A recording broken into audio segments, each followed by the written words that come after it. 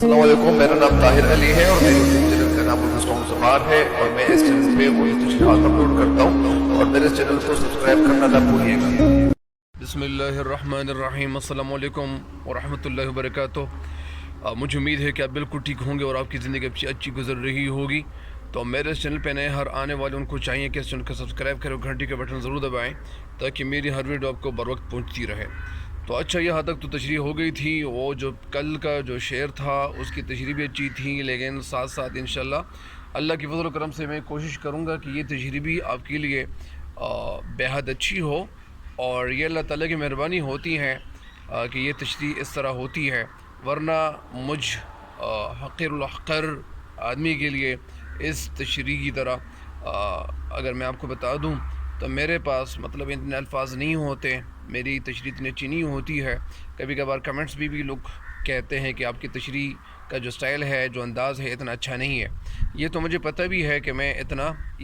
اچھا خاصا آدمی نہیں ہوں، میں تو ایک معمولی قسم کا آدمی ہوں، لہٰذا میری تشریح جیسی بھی ہوتی ہے تو اس سے بس وہ جو ایک ضرورت ہے تاکہ جتنے بھی طلباء ہیں ان کا جو مقصد ہے وہ مکمل ہو جائیں، یہی میرے لیے بس خوشی ہے۔ اچھا، یہ بڑھتے ہیں۔ یہ جو آج کا شعر ہے، شعر نمبر 5 ہے۔ شعر نمبر 5 1 2 3 4 اور 5، یہ تو آج کا شعر نمبر 6 ہے۔ اچھا، مقام تک بھی ہم اپنے پہنچ ہی جائیں گے، خدا تو دوست ہے دشمن ہزار راہ میں ہے۔ مقام تک منزل تک بھی ہم اپنے پہنچ ہی جائیں گے۔ یہ تو بہت آسان شعر ہے، ہم اپنے مقام تک، اپنے مقام، اگر مقام کا لفظ استعمال کروں گا تو اپنے لکھوں گا، اور اگر میں منزل کا لفظ استعمال کروں گا تو پھر میں اپنے کو اپنی میں بدل دوں گا۔ مقام، ہم اپنی منزل تک پہنچ ہی جائیں گے۔ اگر میں منزل کی جگہ مقام کا لفظ استعمال کر لوں تو ہم اپنے مقام تک پہنچ ہی جائیں گے۔ تو یہاں پہ منزل، ہم اپنی منزل تک پہنچ ہی جائیں گے، خدا تو دوست ہے دشمن ہزار راہ میں ہے۔ راستے میں ہزار دشمن وہ پڑے ہوئے ہیں، خدا دوست ہے۔ تو جب اللہ آپ کا دوست ہو جائے، آپ اللہ تعالیٰ کے ایک قریب بندہ ہو جائیں، آپ اللہ تعالیٰ کے قریب ہو جائیں اپنی عبادت کی وجہ سے، تو ظاہری بات ہے، قرآن پاک کی تلاوت کی وجہ سے، ذکر اذکار کی وجہ سے، تو ظاہری بات ہے کہ یہ سب کچھ تیرا ہی ہے۔ جس طرح ایک شعر، اگر میں آپ کو یہ بھی بتا دوں،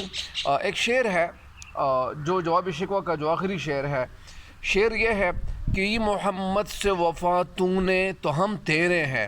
کہ محمد سے وفا تو نے تو ہم تیرے ہیں، یہ جہاں چیز ہے کیا لوح و قلم تیرے ہیں۔ یہ شعر، اور اس شعر کے ساتھ اگر آپ کو ایک انٹر ریلیشن یا انٹر کنیکشن جو مجھے دکھائی دیتا ہے تو یہ ہے کہ جب آپ اللہ تعالیٰ کے قریب ہو جائیں، جب آپ اپنی عبادت کی وجہ سے، آپ ذکر اذکار کی وجہ سے، لوگوں کے ساتھ اچھے کام کرنے کی وجہ سے، بھلائی کے کام کرنے کی وجہ سے جب آپ قریب ہونا چاہتے ہیں تو آپ قریب ہو سکتے ہیں۔ صرف رمضان کا مہینہ مختص نہ کیجیے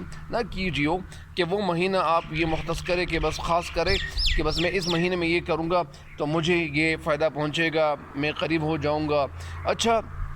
اس شعر کا جو مفہوم ہے وہ تو میں آپ کو بتا بھی چکا ہوں، ایک دفعہ پھر اس شعر کا مفہوم آپ سنیں۔ اس شعر کا جو مفہوم ہے وہ یہ ہے کہ ہمارے راستے میں اگر ہزاروں دشمن بھی موجود ہوں،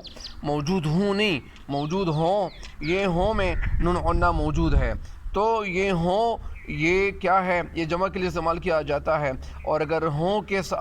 ساتھ اگر نون غنہ ہو تو ہوں ایک شخص کے لیے بھی استعمال کیا جاتا ہے، لیکن یہاں ہوں کیا ہے، یہ زیادہ لوگوں کے لیے استعمال کیا جاتا ہے۔ تو ہم اپنی منزل پر ضرور پہنچ جائیں گے،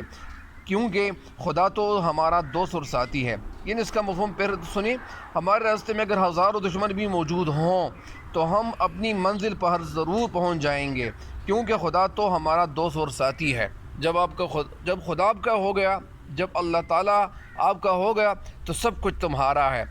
کہ محمد سے وفا تو نے تو ہم تیرے ہیں، اگر ہم محمد صلی اللہ علیہ وسلم سے وفا کریں گے، اللہ تعالیٰ کے جو احکام ہے ان پہ عمل پیرا ہوں گے، ہمارے جو آخر نبی ہیں حضرت خاتم الانبیاء صلی اللہ علیہ وسلم کی جو ارشادات تھی یا کہ ارشادات تھے، اگر ہم ان کے ارشادات پہ اگر عمل پیرا ہوں گے، ان کے احادیث پہ عمل پیرا ہوں گے، انہوں نے جو زندگی ہم تک پہنچائی ہوئی ہے، اگر ہم ان کی زندگی پہ عمل کریں گے اور یعنی ان کے سنت طریقوں کے مطابق زندگی گزاریں گے اور اللہ تعالیٰ کے حکام کے مطابق زندگی گزاریں گے، تو اللہ تعالیٰ فرماتا ہے کہ میں آپ کا ہوں، کہ محمد سے وفات تو نے تو ہم تیرے ہیں۔ یہ جہاں چیز ہے کیا، اور یہ جہاں کیا چیز ہے تیرے لیے، تیرے سامنے لوح و قلم تیرے ہیں۔ لوح کے معنی تختی، قلم مطلب وہ قلم جس کے ذریعے سے عمل نامے لکھے جاتے ہیں، تو پھر یہ سب کچھ تیرا ہے۔ یہ عمل نامے جس چیز کے ذریعے سے لکھے جاتے ہیں، مطلب یعنی جو گناہ اور اس طرح نیکیاں جو لکھی جاتی ہیں۔ بہرحال اس شعر کی جو تشریح ہے وہ آپ سنیں۔ شاعر اس شعر میں کہنا یہ چاہتے ہیں کہ اگرچہ راستے میں ہزاروں دشمن موجود ہے لیکن ہمیں ان کی پرواہ نہیں ہے، ایک نہ ایک دن ہم اپنی منزل تک ضرور یعنی پہنچ جائیں گے، اپنی منزل تک یعنی جو اپنی منزل مقصود تک ہے وہاں ہم پہنچ جائیں گے، کیونکہ اللہ تعالیٰ ہمارا مددگار ہے۔ شاعر کہنا یہ چاہتا ہے کہ اگر انسان یعنی وہ دھن کا پکا ہو، شاعر کہنا یہ چاہتا ہے کہ انسان کے اندر اگر وہ ہمت ہو، اگر وہ ہمت کرے اور ان کے دل میں ہمت ہو اور ان کا جو لگن ہے، اگر وہ لگن کی وجہ سے اگر وہ سچے ہوں، اگر ان کے دل میں ایک محبت، ایک محنت کا جذبہ موجود ہو، تو وہ ضرور اپنے مقصد کے حصول میں، مقصد کے حاصل ہونے میں کامیاب ہو جاتا ہے۔ راستے میں ہزاروں رکاوٹیں کیوں موجود نہ ہوں، راستے میں ہزاروں رکاوٹیں، ہینڈی کیپس یعنی وہ موجود کیوں نہ ہوں، اگر اللہ تعالیٰ حامی مناصر ہوں، جب اللہ تعالیٰ کی مدد آپ کے ساتھ شامل حال ہو تو پھر کچھ فرق نہیں پڑتا ہے۔ فرق کیوں نہیں پڑتا؟ فرق اس لیے نہیں پڑتا کہ جب اللہ تعالیٰ آپ کا ہو جائے تو پھر ظاہری بات ہے کہ یہ سب کچھ تو آپ کا ہے، پھر انسان جتنا کوشش کیوں نہ کر لے، وہ آپ کو اگر نقصان پہنچانے کی کوشش بھی کر لیں، سارے انسان اکٹھے ہو جائیں آپ کو نقصان پہنچانے کی کوشش کریں تو آپ کو نقصان نہیں پہنچا سکتے۔ انسان ضرور کامیابی سے ہمکنار ہوتا ہے، زندگی میں مشکلات اور مصائب پیش آتے رہتے ہیں۔ یہ دنیا اصل میں ایک جہد البقاء کے اصول پر بنائی گئی ہے۔ یہ دنیا اس لیے بنائی گئی ہے کہ اس میں آپ جب دنیا کی پیدائش پہ اگر آپ غور کریں گے، یعنی 6 دن اور 6 راتوں میں جو آسمان اور زمین کو اللہ تعالیٰ نے پیدا فرمایا ہے، اللہ تعالیٰ نے یہ جو کائنات ہے بنائی ہوئی ہے، تو ظاہری بات ہے کہ اس میں ہمارے ایک حرکت کی جو ایک کیا ہے، جو ایک بات پوشیدہ ہے جو چھپی ہوئی ہے، وہ یہ ہے کہ ہم کچھ نہ کچھ ضرور کریں گے، ہم حرکت پہ عمل پیرا ہوں گے، ہم حرکت، کیونکہ حرکت میں تو برکت ہے۔ تو بڑی مچھلی چھوٹی مچھلی کو کھا جاتی ہے، ظاہری بات ہے کہ دنیا میں یعنی یہ جو اصول ہے بنایا گیا ہے، یعنی جو بڑی مچھلی ہوتی ہیں چھوٹی مچھلی کو کھا جاتی ہیں، مطلب اس کا یہ ہے کہ جب ایک انسان طاقتور ہو تو دوسرے طاقتور پہ وہ قبضہ کرنے کی کوشش کرتا ہے کہ میں طاقتور ہوں، میں ان پہ اپنی طاقت کا زور استعمال کر کے میں ان کو زیر کر سکتا ہوں، ان کو میں ختم کر سکتا ہوں، تباہ کر سکتا ہوں۔ طاقتور کمزور کو بے بس کر کے رکھ دیتا ہے، لیکن اگر اللہ تعالیٰ کی مدد شامل حال ہو تو ایک نہ ایک دن انسان ضرور اپنی منزل مراد کو پا لیتا ہے۔ منزل مراد یعنی جو منزل ہے، جو مقصد ہے، جو ایک منزل ہے، ڈیسٹینیشن ہے، اس گول کو آپ پانے میں کامیاب ہو جاؤ گے۔ یہ تشریح بھی آپ کے لیے کافی ہیں، یہ اگر آپ لکھیں گے تو انشاءاللہ آپ کو مکمل نمبر مل جائیں گے، ایسا نہیں ہے کہ نہیں مل جائیں گے۔ اچھا، اس شعر کی تشریح میں ڈیٹیل کی طرف میں آپ لوگوں کے لیے چلتا ہوں۔ اس شعر کی جو ڈیٹیل میں جو تشریح ہے وہ یہ ہے کہ شاعر شعر میں کہنا یہ چاہتے ہیں کہ سفر کو اگر میں کل بھی بتا چکا تھا کہ سفر کو اگر ایک طرف وسیلہ ظفر اگر سمجھا جاتا ہے یعنی گردانا جاتا ہے، تو دوسری طرف سفر کو یعنی سقر یعنی جو دوزخ کا نمونہ ہے وہ بھی کہا جاتا ہے۔ مطلب اس کا یہ ہے کہ سفر میں بہت سی تکالیف ہوتی ہے، مشکلات کا سامنا ہوتا ہے، چنانچہ سفر کے آغاز میں ہر مسافر کے دل میں اپنے سفر کے بارے میں مختلف خوف و خدشات یا ڈر کا جو پیدا ہونا ہے وہ لازمی امر ہے۔ ظاہری بات ہے کہ انسان اپنے گھر سے نکلتا ہے، وہ سوچتا ہے کہ یار میں جب جس راستے پہ نکلنا ہوں، جس منزل کی طرف میں جا رہا ہوں، جس منزل کی طرف میں بڑھ رہا ہوں، تو یہ منزل آسان ہے، مشکل ہے، کٹھن ہے، کیا ہے،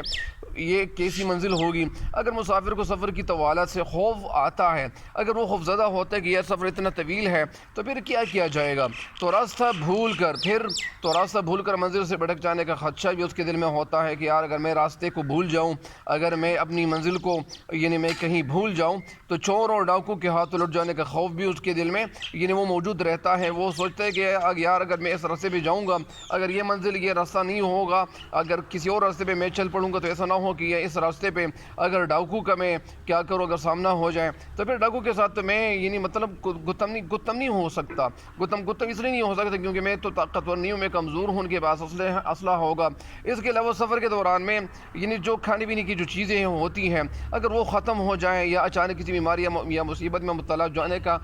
ہو جانے کا خدشہ بھی لاحق ہوتا ہے، وہ ڈر بھی اس کو ستاتا ہے، وہ یہ اندیشہ بھی ان کو لاحق ہوتا ہے۔ غرض یہ کہ نہ یعنی غرض کہ ہزاروں خوف و خدشات انسان کے دل میں، مسافر کے دل میں لاحق پیدا ہوتے ہیں، وہ سوچ رہے ہوتے ہیں کہ کیا ہوگا کیا نہیں ہوگا، لیکن ان ساری سوچوں کے باوجود، ان سارے خیالات کے باوجود اگر مسافر کے دل میں اپنی منزل پر پہنچنے کا پختہ عزم ہو یعنی ولولہ ہو، جوش ہو، اور وہ جوش موجود ہو تو دوران سفر اللہ تعالیٰ کی ذات ہر حال میں اس کی مدد کرتی رہتی ہے۔ ایسا تو نہیں ہوتا کہ اللہ تعالیٰ انسان کی مدد نہیں کرتا، انسان کو اللہ تعالیٰ مدد دے دیتا ہے، انسان پہ اللہ تعالیٰ اپنی مہربانیاں نچھاور کرتا ہے، لیکن انسان کو انسان ہونا چاہیے، کیونکہ صدق و خلوص کے ساتھ یا جو خلوص و سچائی کے ساتھ، ٹروتھفلنس کے ساتھ پھر کیا ہو جائے یعنی خلوص کے ساتھ کی جانے والی کوششوں کو اگر اللہ تعالیٰ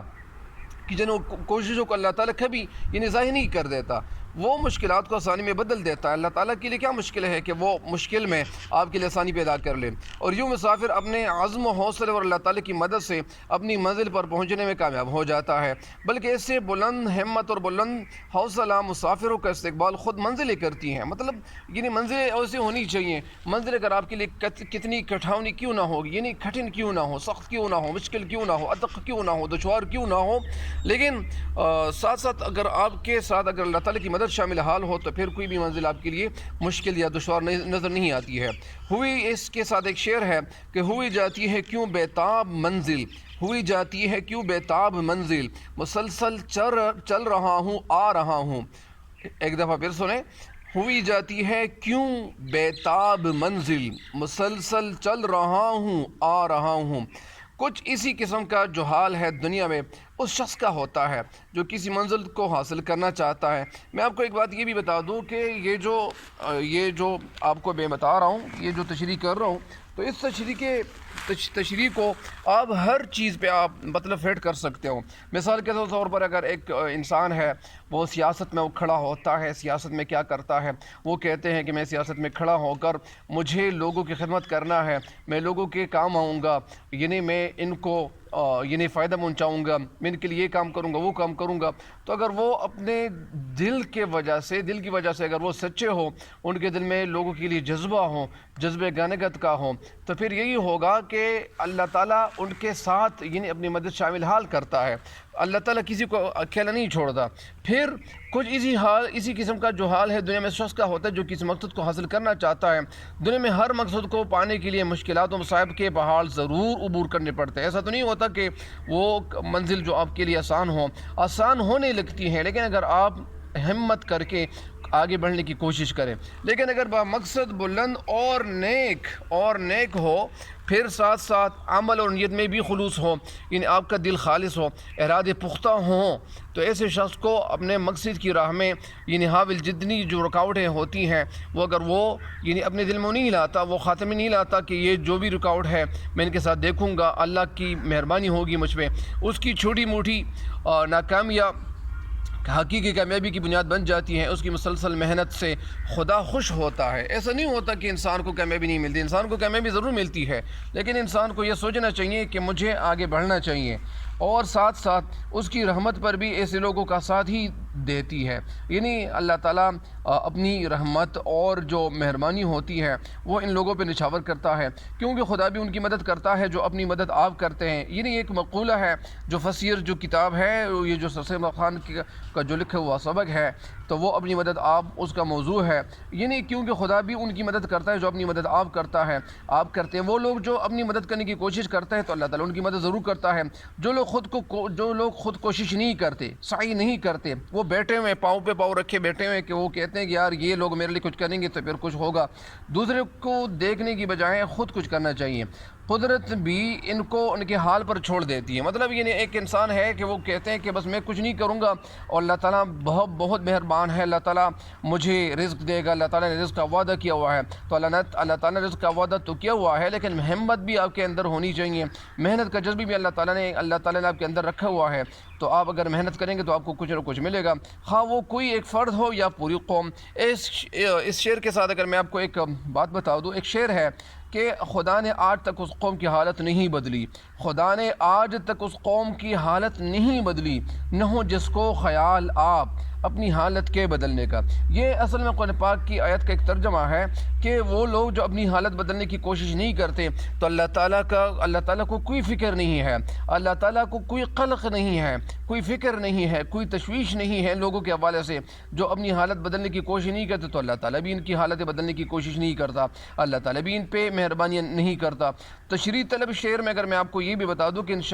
آتش انسان کی توجہ اسی نقطے کی طرف وہ یعنی دلانے کی کوشش کر رہے ہیں کہ اگر دورانی سفر تمہارے راستے میں ہزاروں دشمن موجود ہوں تو تمہیں گھبرانا نہیں چاہیے، تمہیں اس سفر کو ترک نہیں کرنا چاہیے، بلکہ اپنے ذہن میں یہ بات رکھنی چاہیے کہ اپنے بندوں پر مہربانی اور خدا رحم کرنے والا، کہ اپنے بندوں پر مہربانی اور رحم کرنے والا اللہ تعالیٰ ہر جگہ، ہر راستے میں، ہر منزل پہ، ہر جگہ اللہ تعالیٰ موجود ہے، اللہ تعالیٰ کی مدد تمہارے ساتھ ہے۔ تو جب اللہ تعالیٰ کی مدد آپ کے ساتھ موجود ہو اور تمہارا اللہ تعالیٰ دوست ہو، اور جس کا خدا دوست ہو جائے، ظاہری بات ہے کہ اس کے ہزاروں دشمن بھی اس کا کچھ نہیں بگاڑ